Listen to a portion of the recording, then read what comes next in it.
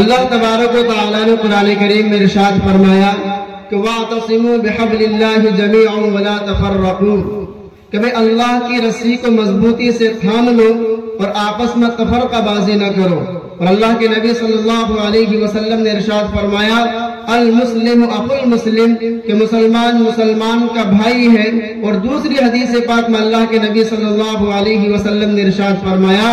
المسلم کجسد واحد، کہ مسلمان ایک جسم کے مانند ہے۔ ایک جسم کے مانند ہونے کا کیا مطلب ہے کہ بھئی ہم ایک انسان ہیں، جب ہم راستے میں چلتے ہیں تو چلتے چلتے اگر ہمارے پاؤں میں کوئی کانٹا چبھ جائے، اگر چلتے چلتے ہمارے پاؤں میں کوئی پتھر لگ جائے، اگر چلتے چلتے ہم ٹھوکر لگ کے گر جائیں تو ہمیں چوٹ لگ جاتی ہے، ہمارے جسم چھلنی چھلنی ہو جاتا ہے، کانٹا چبھ جاتا ہے، پتھر لگنے کی وجہ سے ہمارے پاؤں میں خون نکل آتا ہے، تو چوٹ تو پاؤں کو لگی ہے، لیکن اس چوٹ کے لگنے کی وجہ سے ہمارا ہاتھ بھی حرکت میں آ جاتا ہے، ہمارے آنکھ سے آنسو بہنے لگتے ہیں، زبان سے الفاظ نکل آتے ہیں، نگاہیں نیچے جھک جاتی ہے اور ہم درد کے مارے کرہنے لگتے ہیں کہ مجھے چوٹ لگ گئی، مجھے بچاؤ، مجھے درد بہت ہو رہا ہے۔ بھئی چوٹ تو ایک چیز کو لگی تھی لیکن پورا جسم حرکت میں آ گیا تھا۔ تو اسی طریقے سے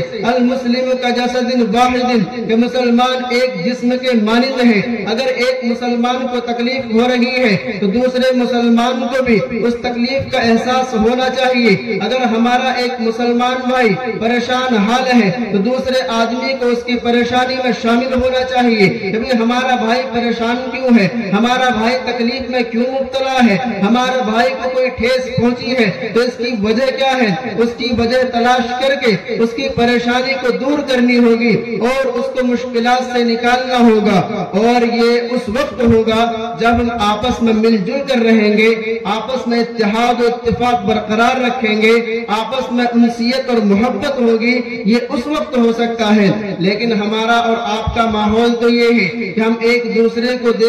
بات کرنا تو دور کی بات، دیکھنا بھی گوارا نہیں کرتے، بات کرنا بھی گوارا نہیں کرتے، ایک دوسرے سے ہاتھ ملانا بھی گوارا نہیں کرتے۔ آج ہم آپسی اختلافات کی وجہ سے، آپسی جھگڑے کی وجہ سے، آپسی رنجش اور فساد کی وجہ سے ہم ایسے بن گئے ہیں کہ ہمیں دوسرے کا کوئی فکر نہیں ہے، ہمیں دوسرے سے کوئی لگاؤ نہیں ہے، ہمیں دوسرے سے کوئی لینا دینا نہیں ہے۔ اس لیے میرے عزیزوں